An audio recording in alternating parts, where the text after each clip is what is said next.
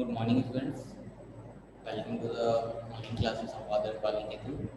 Today, today we will continue our topic road safety, and this is This is the last topic of your book.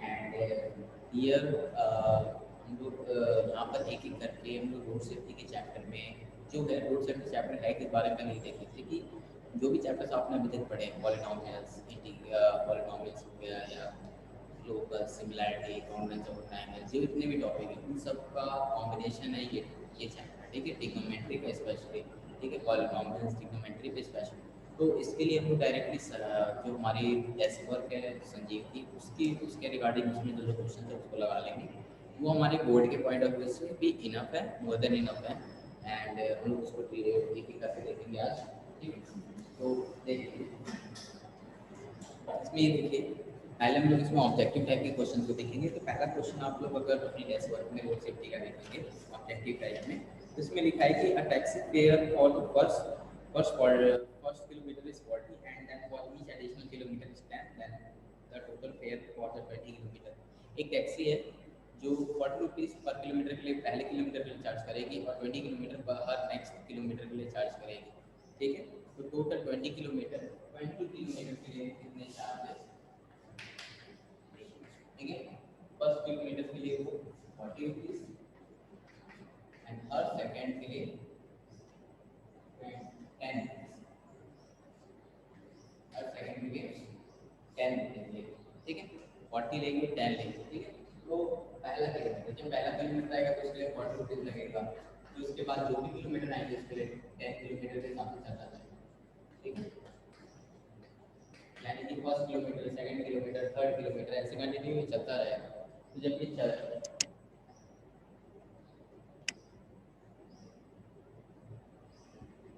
तो जब ये चलता रहेगा इस तरह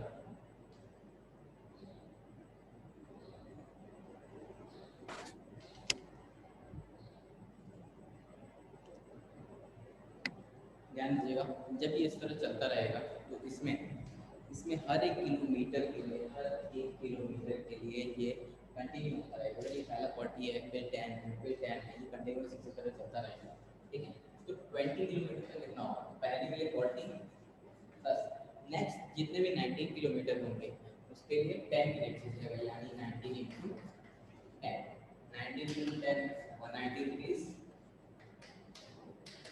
एंड 40 रुपीज़ ठीक है दिस इज 230 ये आपका 230 कॉस्ट कैसा है पहले किलोमीटर के लिए 40 बाकी 90 किलोमीटर जो भी है उसके लिए 10 रुपीज़ के पर रेट के हिसाब से ये चलेगा ठीक है तो इसके लिए 230 रुपीज़ आता है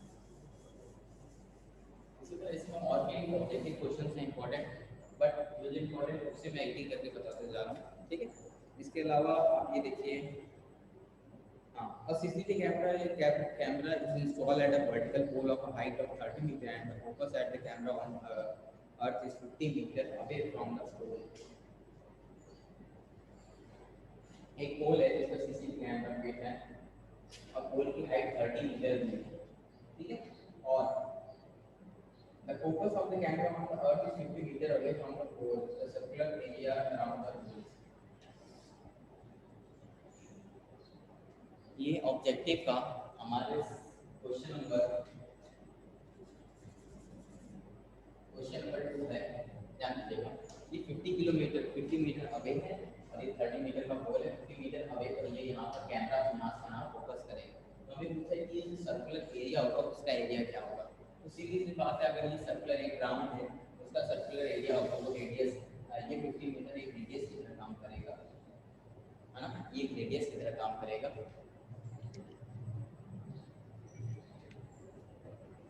ये रेडियस की तरह काम करेगा जब ये रेडियस की तरह काम करेगा रेडियस तो इसका एरिया निकालेंगे एरिया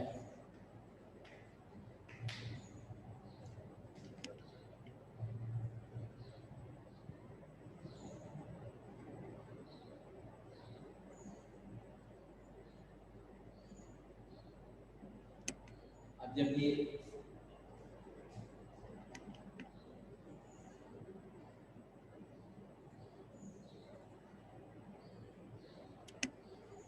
जब ये रेडियस की तरह काम करेगा 50 मीटर, तो इसका एरिया निकालेंगे। Radius of area of the circle is pi r square, pi into r radius 50 into 50 metre square, ठीक है। 5 बाई 25 एंड इसका रेडियस पाई आर स्क्वायर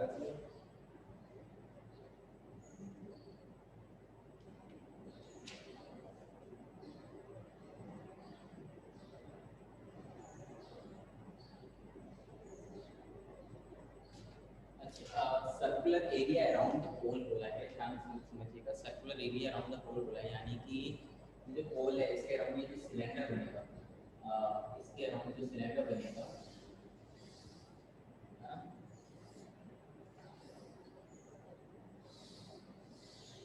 ठीक है, कुछ ऐसा होगा। हम लोग इसका कर्व सरफेस एरिया निकालना है। कर्व सरफेस एरिया को हम लोग जानते हैं। Curve surface area, curve surface area of cylinder, curve surface area of cylinder निकालेंगे तो curve surface area of cylinder अगर आपको याद हो तो होता है 2 पाई आर इंटू एच, ठीक है। ये होता है आपका 2 पाई आर इंटू एच, देखिए 2 इंटू पाई, पाई रेडियस, रेडियस आपका 50 हो जाएगा, 50 इंटू पाई 30, ठीक है। 5 टू जा 10, 10 and 100, 100 into 3, 3000,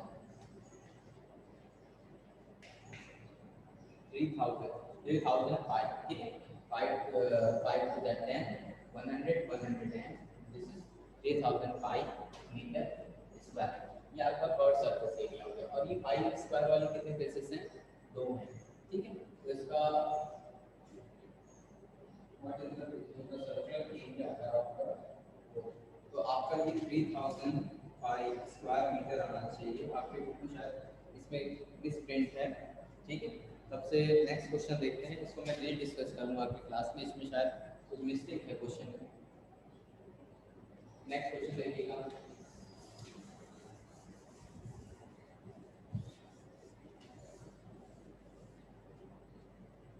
next question, full form of LPG. LPG हम लोग जानते हैं लिक्विड पेट्रोलियम गैस, जो गैसेस आपके घर के गैस सिलेंडर्स वगैरह में डाली जाती है, वही है।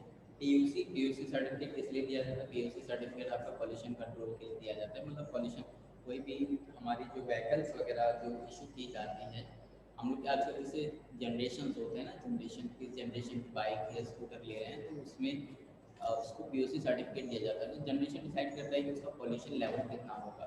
जो पॉल्यूशन पीयूसी सर्टिफिकेट देते हैं, मतलब उसका जो पॉल्यूशन सर्टिफिकेट होता है, उसी के अकॉर्डिंग उस गाड़ी पर टैक्स लगाया जाता है पॉल्यूशन कंट्रोल के लिए, ठीक है। जो टैक्स उससे वसूला जाता है उसको हमारे जो अर्थ के, हमारे जो इन्वायरमेंट है उसकी पॉल्यूशन को रोकने के लिए उस पैसे को इस्तेमाल किया जाता है, ठीक है। Next, red signal on the cross street indicates. जो रेड सिग्नल क्रॉस स्ट्रीट पे होता है वो स्टॉप होने के लिए होता है obviously. And the study of the distance, हम लोग संजीव की बुक को सॉल्व कर रहे हैं। तो the study of the distance travel by a car, a light vehicle and a heavy vehicle from one place to another place is done by. इस साफ बात है, कोई भी ऑब्जेक्ट एक प्लेस से, एक व्हीकल अपने फर्स्ट प्लेस से या सेकंड प्लेस पर जाएगा तो वो ए बी में ही अपनी डिस्टेंस को इंक्रीज करेगा। फर्स्ट डिस्टेंस किसी टाइम इंटरवल में करेगा, सेकंड डिस्टेंस किसी टाइम इंटरवल में करेगा, तो ये ऑटोमेटिक प्रोग्रेशन होगा। Which is useful for the management of traffic control. Traffic control के लिए क्या क्या ऑप्शन बढ़िया है? लाइट, लाइट ऑन द पोल, या फिर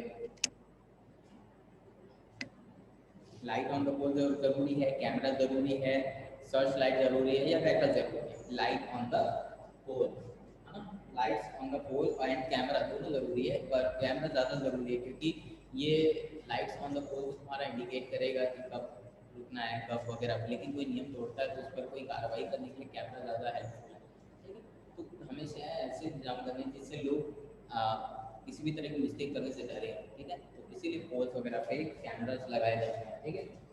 reaction distance plus braking distance किसके बराबर होता है? ये होता है स्टॉपिंग डिस्टेंस। स्टॉपिंग डिस्टेंस इस तरह समझिए, जब आप किसी रोड पर चल रहे हैं, जैसे ही आप डिसाइड करते हैं आपको रेड सिग्नल दिखा है, आपके आगे कोई गाड़ी है वो रुक चुकी है, तो आप उसको जब फॉलो कर रहे होते हैं तो आपको जरूर भी नजर आएगा कि हमें गाड़ी आगे रेड लाइट है या गाड़ी रुकनी है, तो जब आपको नज़र आएगा और जब तक आपका पैर ब्रेक के ऊपर जाएगा उस समय बीत चुका होगा और गाड़ी भी अपनी जगह से कुछ आगे बढ़ चुकी होगी।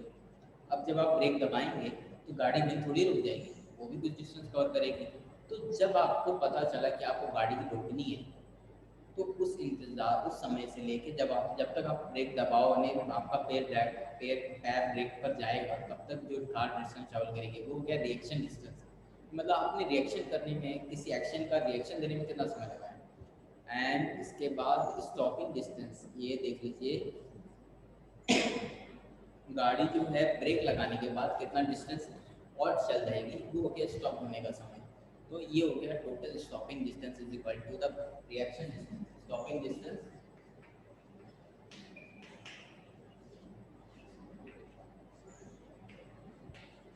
Stopping distance is equal to reaction distance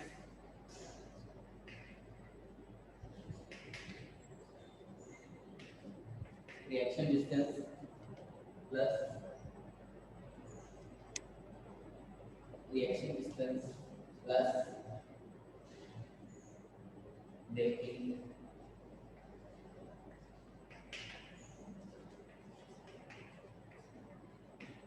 distance. ठीक है, ये कि स्टॉपिंग डिस्टेंस क्या होता है वो मैंने अभी बताया। ठीक है, नेक्स्ट अब देखिए, अब हम लोग इसमें देखेंगे कि टैक्सी। ठीक है, अब हम लोग इसके छोटे छोटे मोटे क्वेश्चन को देखेंगे। A taxi fare after each kilometer when the fare is rupees 10 and for the first kilometer is rupees 2 and for the first kilometer and the rupees 6 for each additional kilometer, does the above situation is arithmetic or not। इस तरह समझिए कि एक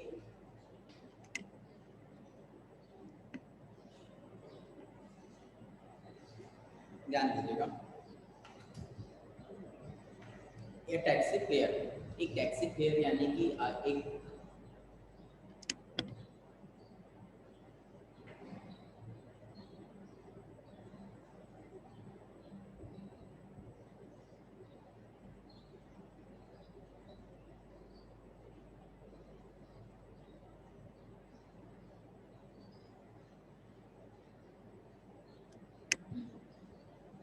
ध्यान दीजिएगा, एक taxi fare जो होता है, हमें ये कह रहा है कि एक टैक्सी फेयर है, मतलब एक टैक्सी है जो कि आपका टोटल जो है, ये कह रहा है कि अगर टैक्सी वाला जो ड्राइवर है वो 10 रुपये पहले किलोमीटर के लिए चार्ज करेगा और हर नेक्स्ट किलोमीटर के लिए 6 किलोमीटर चार्ज करेगा। तो ये पूछ रहा है क्या ये दिया गया चीज़, दिया गया कंडीशन ए है।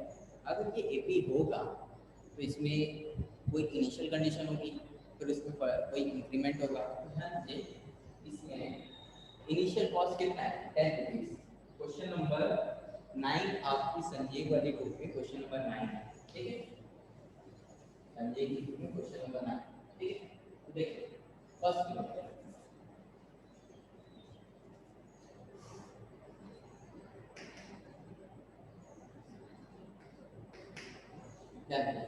फर्स्ट किलोमीटर फर्स्ट डिस्टेंस के लिए 10 रुपीज़ लगेगा। ठीक है, नेक्स्ट वाले की वैल्यू, नेक्स्ट वाला जब लगेगा उसमें 6 का इंक्रीमेंट होगा, यानी कि 6 रुपीज़ अब हर बार लगेगा हर नेक्स्ट किलोमीटर के लिए। तो ध्यान दीजिए A2 क्या है, A2 10 रुपीज़ तो लगेगा ही फर्स्ट किलोमीटर के लिए, और सेकंड किलोमीटर है यानी कि 2 माइनस 1 इंटू 6 रुपीज़, यानी कि 2 माइनस 1 1 6 प्लस 10 16 रुपीज़। या क्या A3 में भी 10 रुपीज़ इनिशियल वैल्यू हो जाएगा प्लस 2 माइनस 1, यहाँ 3 हो जाएगा, 3 माइनस 1 इंटू 6 रुपीज़। इसको ऐड करेंगे 6 टू दैट एंड 22 रुपीज़। यानी कि आपका ये हो रहा है कि जब A1 A2 A3 लेके जाएंगे, ये जो 6 है आपका D की तरह काम करेगा, मतलब डिफरेंस का, और A1 आपका 10 रुपीज़ इनिशियल वैल्यू की तरह काम करेगा और ये कंटिन्यूस इसी तरह चलता जाएगा। यानी कि दिया गया कंडीशन और कोई नहीं, एक अर्थमेटिक प्रोग्रेशन है। ठीक है, तो ये था क्वेश्चन नंबर 9। इसके अलावा देखिए what is the shape of the red signal light traffic, it is octagon. ठीक है, आपने ध्यान से अगर देखा होगा तो ऑक्टागन शेप से होता है। ऑक्टागन मतलब क्या है, जैसे पॉलीगॉन होता है, पॉलीगॉन की कई सारी साइड्स होती हैं, तो octagon is a polygon with 8 sides. ठीक है, एंड इसमें बेसिक क्वेश्चन है कि what write to full form full name of PUC pollution under control certificate if PUC is compulsory for each vehicle yes PUC है ना what steps have taken to boost the PUC को boost करने के लिए क्या क्या किया गया है जैसे to boost the PUC the government started planning to replace the petrol by the LPG and CNG and it is completed तो PUC सर्टिफिकेट को प्रमोट करने के लिए गवर्नमेंट ने LPG और इस टाइप के व्हीकल्स का मतलब इस टाइप के रिसोर्सेज का इस्तेमाल किया जैसे कि हाल में अगर आप न्यूज़पेपर वगैरह पढ़ते हैं तो उसकी रिपोर्ट में ये दिया गया है जैसे कि टेस्ला नाम का कंपनी है कार की कंपनी है वो अपने बिजनेस इंडिया में शुरू करने वाली है इसी साल ऑलमोस्ट शुरू हो ही गया है तो उसकी कार्स मार्केट में आने वाली है वो एक इलेक्ट्रिक व्हीकल है ठीक है जबकि अभी तक हम लोग पेट्रोलियम पे चलते हैं पेट्रोलियम ठीक है तो और पेट्रोलियम डीजल की वैल्यू जैसे क्रूड ऑयल्स वगैरह हैं इसकी डिमांड इतनी ज़्यादा है इसलिए बहुत महंगा होता जा रहा है इसी वजह से जो हमारा कॉस्ट है हर दिन प्रतिदिन कॉस्ट भी बहुत ज़्यादा बढ़ता जा रहा है चीज़ें महंगी इसीलिए हो रही है क्योंकि तेल महंगा हो रहा है ठीक है तो लोग तेल को छोड़ के अब किस पर आएंगे धीरे धीरे इलेक्ट्रिक व्हीकल CNG है ना LPG ये सब पे आएंगे तो पेट्रोलियम ये जो CNG वगैरह पे यानी कि इलेक्ट्रिक वगैरह इस टाइप की चीज़ों पे आएंगे जो कि पेट्रोल पे कम से कम डिपेंडेंट ठीक है हम लोग भी यही चाहते हैं तो इसी वजह से जो जितने भी कंपनियाँ हालांकि इलेक्ट्रिक व्हीकल्स वगैरह अभी बहुत महंगे हैं लेकिन इसको भी प्लान हमारी जो इंडियन गवर्नमेंट है उसको सब्सिडाइज करेगी ताकि वो चीज़ मिनिमाइज हो जाए तो यही सारी प्लानिंग हमारा चलता रहता है Why is the data study necessary? Data को स्टडी करना क्यों नेसेसरी डेटा जो है डेटा को इस तरह समझ लीजिए कि डेटा हमारा एक ऐसी स्टोरी टेलिंग है कि मतलब एक अननोन स्टोरी को भी टेल करता है हमारी हिडन चीज़ों को बाहर निकाल देता है the study of the factors related to data can be predicted with a more significant जैसे एक होता है इंटरपोलेशन वर्ड होता है इंटरपोलेशन या एक्स्ट्रापोलेशन या फिर फॉरकास्टिंग इन सब में क्या है हम लोग अपने डेटा से आने वाले भविष्य में क्या क्या होने वाला है उसका आइडिया लगाते हैं तो यही होता है इंटरपोलेशन एक्स्ट्रापोलेशन या फिर फॉरकास्टिंग ठीक है हमारा डेटा जैसे कि डेली आपकी इस टाइम क्लासेस चल रही हैं जिससे डेली की आपकी क्लासेस आपने ऑब्जर्व किया कि इतने टाइम से इतने बजे मैथ्स की क्लासेस चल रही हैं तो आप अगले दिन का अंदाज़ा खुद ही लगा लोगे तो यही हो गया डेटा को आपने 3-4 दिन में डेटा ऑब्जर्व किया और फॉरकास्ट कर दिया ठीक है ये सारी चीज़ें नेक्स्ट देखिएगा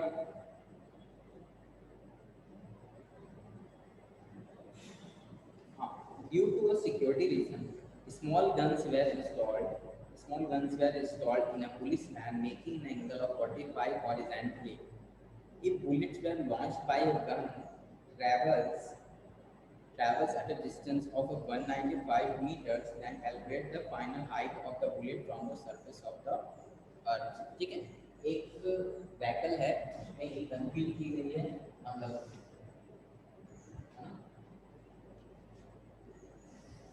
यहाँ पर गन फीड की गई है ठीक है और यहाँ से बुलेट फायर किया जाता है जो कि 195 मीटर का 195 मीटर का डिस्टेंस ट्रैवल करता है कितना 195 मीटर का डिस्टेंस ट्रैवल करता है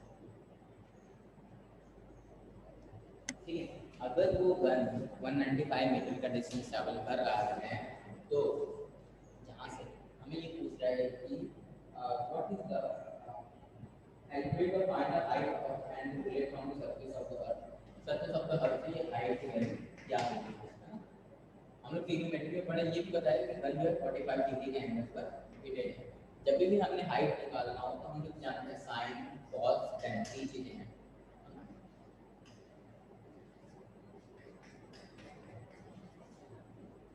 ध्यान दीजिएगा इनमें से हाइट क्या होती है एंगल के सामने वाला हमेशा परपेंडिकुलर होता है कहाँ से एंगल देखा जाए तो डिसाइड करते हैं परपेंडिकुलर क्या है ठीक है ना तो इसके सामने है ये परपेंडिकुलर ठीक है तो हमारा परपेंडिकुलर इस ट्रिग्नोमेट्री tan में आ रहा है sin में आ रहा है लेकिन हमें दिया गया क्या है हाइपोटेन्यूज तो परपेंडिकुलर बेस तो दिया नहीं है हाइपोटेन्यूज दिया यानी कि हमें sin यूज करना है sin 45 डिग्री इसके बराबर हो जाएगा sin 45 डिग्री परपेंडिकुलर है हमारा जिसे हमें पता करना है h और इसकी distance 195 metre which implies that h is equal to sin 45 sin 45 is 0, 1 upon 2, 1 upon under root 2, 1 upon under root 2 इसकी वैल्यू होगी और ये 195 को आप रख देंगे।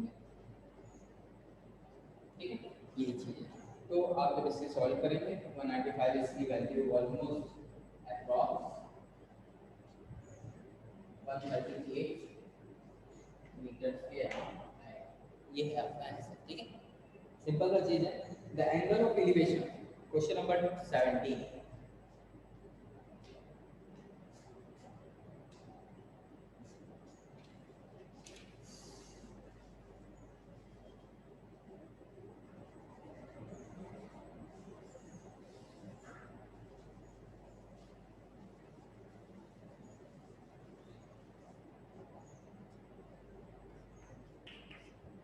The angle of elevation, the angle of elevation of a top of a pole from the point on a platform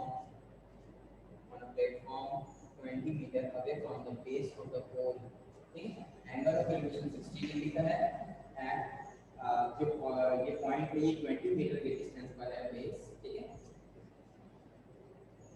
ना, आपको फिर से वही हाइट बताना है। ठीक है, यहाँ पर बेस दिया है, हाइट पूछा है। ठीक है, हम लोग उसमें पढ़े टेन का टेन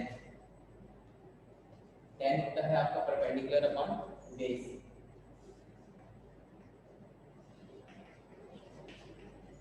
परपेंडिकुलर आपका हाइट हो जाएगा, बेस आपका 20 मीटर एंड टेन 60। अब आप टेन 60 डिग्री की वैल्यू रखेंगे 0 1 upon root 3 1 under root 3 h upon 20 metre. h is equal to 20 into under root 3 metre. ये आपका आंसर आ जाएगा। तो वापस 20 into root 3 को सॉल्व करेंगे, आपका जो सॉल्यूशन दिया 34.64 मीटर ऑलमोस्ट अप्रॉक्सिमेट। ठीक है, नेक्स्ट देखिएगा, इसमें क्वेश्चन नंबर इम्पोर्टेंट है नेक्स्ट 19 देख लीजिए। Write a method of representing solving a pair of linear equation in two variable. किसी pair of linear equation in two variable को सॉल्व करने के दो कई सारे तरीके होते हैं, जिसमें से दो होता है, एक अलजेब्रिक मेथड और एक होता है ग्राफिकल मेथड। ग्राफिकल मेथड आप लोग जानते हैं, अलजेब्रिक मेथड में हम लोग क्या करते हैं, एक वेरिएबल को दूसरे पहले इक्वेशन में एक वेरिएबल को दूसरे के टर्म में लिखते हैं और अगले वाले में उसे पुट कर देते हैं। ठीक है, तो वो अगला वाला जो है वो इक्वेशन इन वन वेरिएबल आ जाता है। ठीक है, ये चीज पॉलिनोमियल्स में है ये चीज।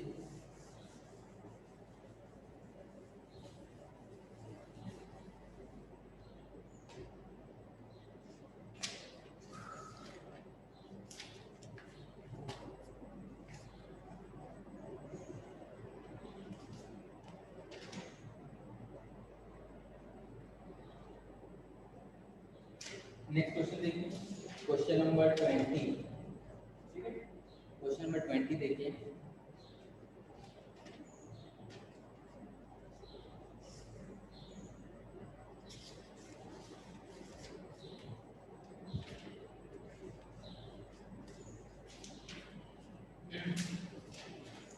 क्वेश्चन नंबर 20 देखिए क्या लिखा है।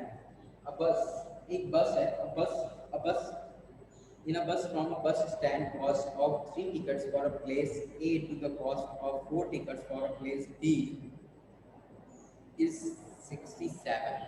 देखिए, 3 टिकट प्लेस ए के लिए, 4 टिकट प्लेस बी के लिए लिया गया। ठीक है, तो 67 रुपीज लगेगा। while the cost of 3 tickets for a place A and the cost of 5 tickets for a place B is 77। तो देखिए, प्लेस ए पर जाने के लिए 3 टिकट खरीदा गया, प्लेस बी पर जाने के लिए जब 4 टिकट खरीदा गया तो 67 रुपीज़ लग रहा था। लेकिन उसी टाइम अगर प्लेस ए पर जाने के लिए 3 टिकट और प्लेस बी पर जाने के लिए 5 टिकट खरीदा जाएगा तो टोटल कॉस्ट 77 लगेगी। तो हम लोग ये मान लेते हैं cost of 1 ticket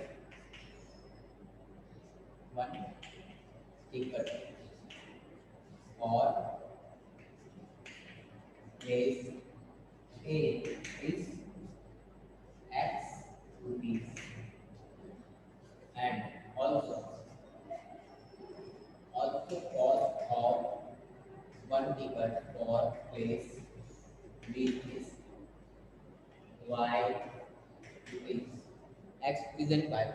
So total cost of total cost of three tickets that for place A is 3 into x rupees and 3x rupees,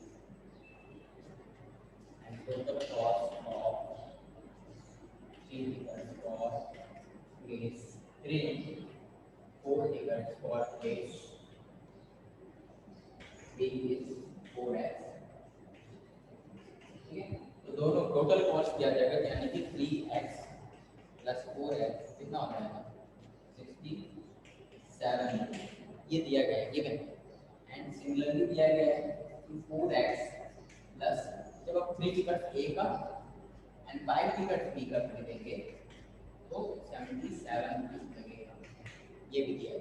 ठीक है, तो आपको पूछा find the fare of a place B from the बस।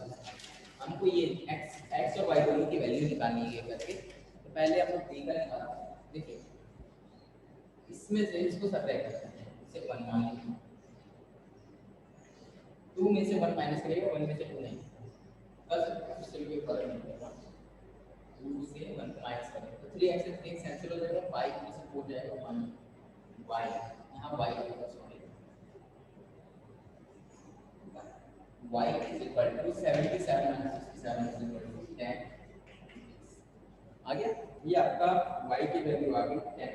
इसी तरह अब x की निकालनी है तो इस y की वैल्यू को 10 को इस एक में रख देंगे, 1 या 2 में आपका निकल आएगा।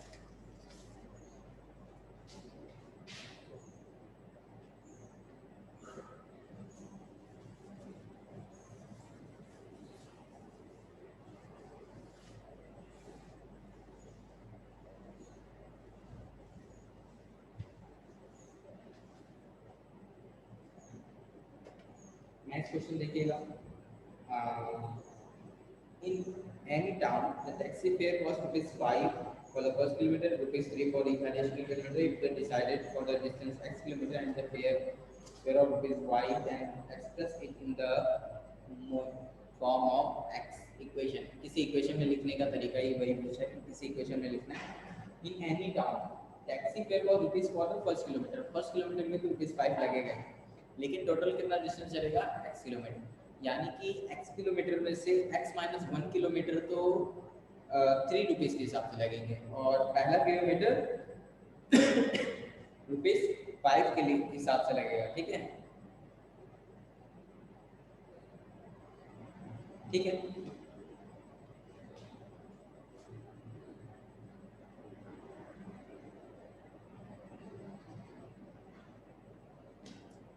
इस तरह समझिए ना कि टोटल y किलोमीटर का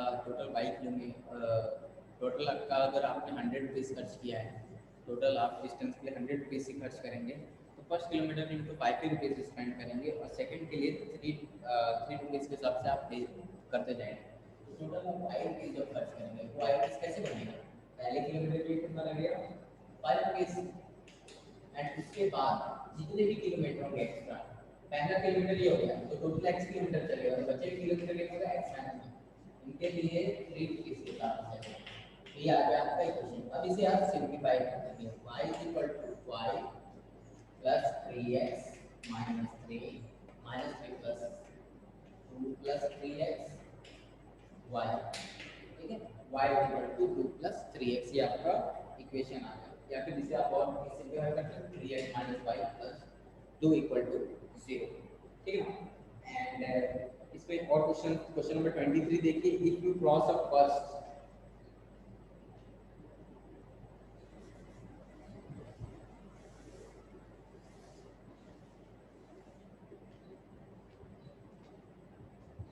if you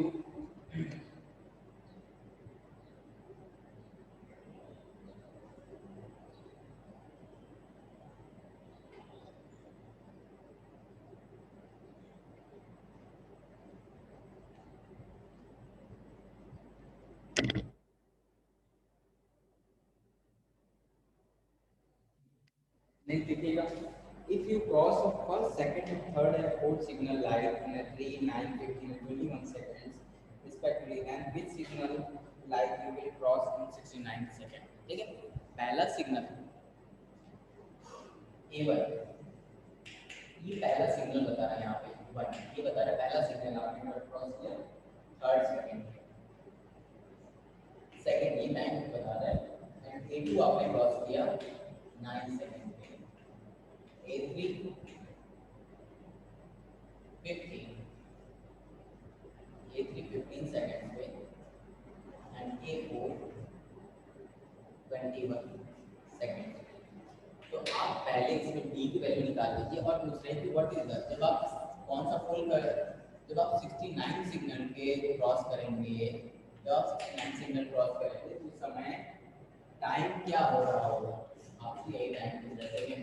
ठीक है, इसी को निकालना है, पहले डी निकाल लीजिए, है ना, D is equal to half 9 minus 3 6 seconds का, और इसके पॉइंट ऑफ व्यू से A2 एंड A3 का डिफरेंस लेंगे तब भी आएगा, तब भी 15 माइनस 9 6 सेकंड्स, एंड जब आप A3 एंड A4 का लेंगे तब भी आपका D इक्वल टू 6 सेकंड, यानी कि D की वैल्यू 6 सेकंड्स होती है। अब जब D की वैल्यू 6 सेकंड्स होगी तो A6 निकालना है, A6 is equal to A1 is equal to 3 second plus 69 minus n minus 69 minus 1, D है आपका 6 सेकंड। ठीक है, तो 33 सेकंड से 3 second 3 second plus 68 into 6 second. ठीक है, जब आप इसे सॉल्व करेंगे, ठीक है, तो A 69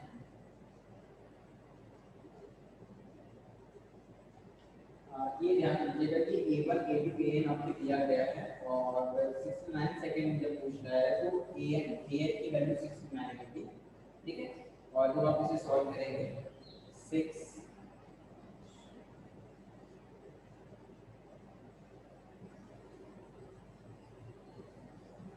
एक छोटी सी मिस्टेक हो गई है इसमें,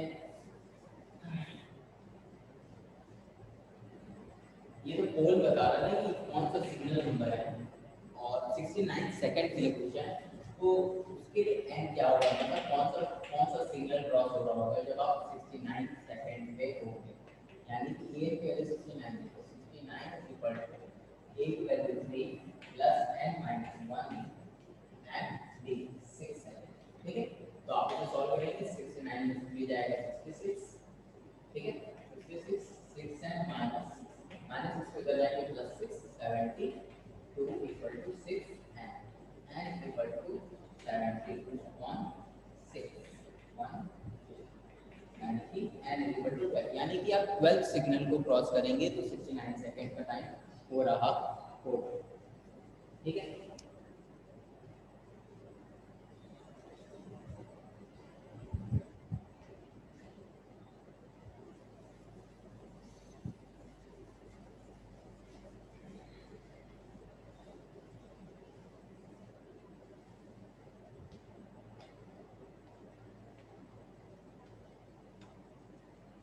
नेक्स्ट क्वेश्चन आप देख लीजिए important, how far, question number 25 देखिएगा, how far the 35 signal from the road stone whenever the 11th signal is at 390 meters and 16 signal is 740, यानी कि आपको A35 के लिए A35 की वैल्यू पूछा है, what is the value of A35, ये है क्वेश्चन नंबर आपका 25 लिखेगा, ये आपको A35 की वैल्यू पूछा है।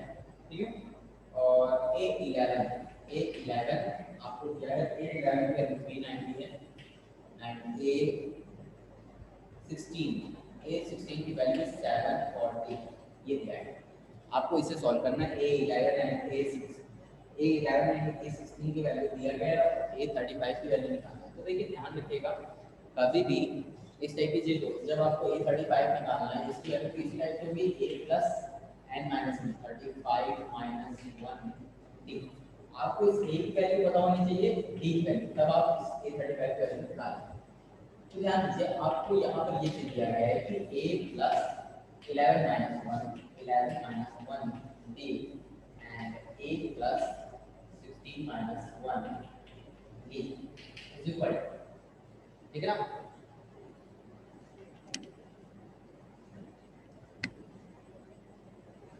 ये चीज दिया है, इसे सिंपलीफाई कर लीजिए। 11 minus 1 10, a plus 10d and 15 minus 1 a plus 15d।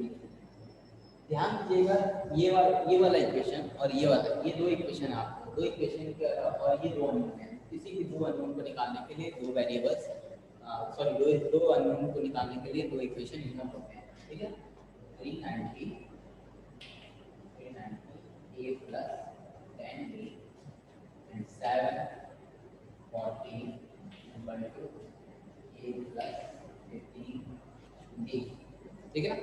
इसे सॉल्व करेंगे, माइनस माइनस माइनस, ठीक, 740 में से इसको कैंसिल कर देंगे, 0 एंड 9 ये आपका 440 में से 9 जाएगा 5 एंड 16 जाएगा 350, ठीक है? ये 350 आ जाएगा, 350 एंड ये में से ये कैंसिल हो जाएगा 10, ये आ जाएगा -5। एक चीज इसमें और ध्यान दीजिएगा, ये माइनस में आ जाएगा, sin 40 बड़ा है, ठीक है? माइनस से माइनस कैंसिल हो जाएगा, d is equal to 350 upon 5 हो जाएगा 70। d की वैल्यू क्या आ गई? 70। अब ध्यान दीजिएगा, जब d की वैल्यू 70 आ गई तो अब आपको a की वैल्यू निकालनी है। d की वैल्यू को उठा के इस तरह ये क्वेश्चन नंबर 1 है, ठीक है? ये क्वेश्चन इंपॉर्टेंट भी है। तो d is equal to 70 390 a plus 10 into 70, ठीक ना? 390 a plus 700, a is equal to 700, 390 minus 700, which is equal to 3 minus 3, ये की वैल्यू आ गई, ठीक है? ये था क्वेश्चन नंबर 25। आगे के क्वेश्चन में 26 से हम लोग कल की क्लास में डिस्कस करेंगे। That's all for the day. And जो भी डाउट हो क्वेश्चन नंबर 25 में, आपके पास जो भी रिसोर्सेज हैं मुझसे कांटेक्ट करने के लिए उन सबसे कर सकते हैं, ठीक है? Thanks for the class, we will continue our class tomorrow. Yes sir please, क्या हुआ सर? हम्म, आप YouTube पे ये वीडियो किस नाम से डालोगे? मैं लिंक भेज दूंगा, आप देख लेना। ओके मैं क्लास का लिंक भेज रहा हूँ, आप देख लीजिएगा। Okay sir. कर दो इसको।